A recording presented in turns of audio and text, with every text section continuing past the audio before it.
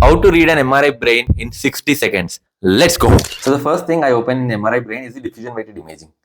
And after adjusting the window, now I scroll the images from top to bottom to check for any hyperintensity, that is anything white on diffusion. Once I eyeball it from top to bottom, now I look at it specifically.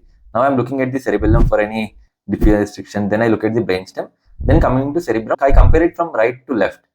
Check for any diffusion restriction, check for any acute infarcts. Once that is done, now I am looking at ADC to confirm my diffusion findings.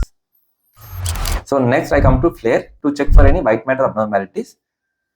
The same thing, once I scroll from top to bottom, then I see every part individually, the brainstem, cerebellum, and then comparing the right and left cerebral hemisphere. Then I look at the lateral ventricle, third ventricle, and fourth ventricle for any ventricle related problems. Now I come to SWI imaging to check for any signs of bleed. Now once that is done, now I come to T2 weighted imaging. In this, I check for the flow voids. So how are the flow voids in the major veins and the major arteries? So this is the superior sagittal sinus and these are the other arteries. So once the flow voids are maintained, it means there is flow in the arteries. These are the T2 weighted coronal images. In this, I check for both the temporal lobes for any suspicion of mesial temporal sclerosis or any lesion.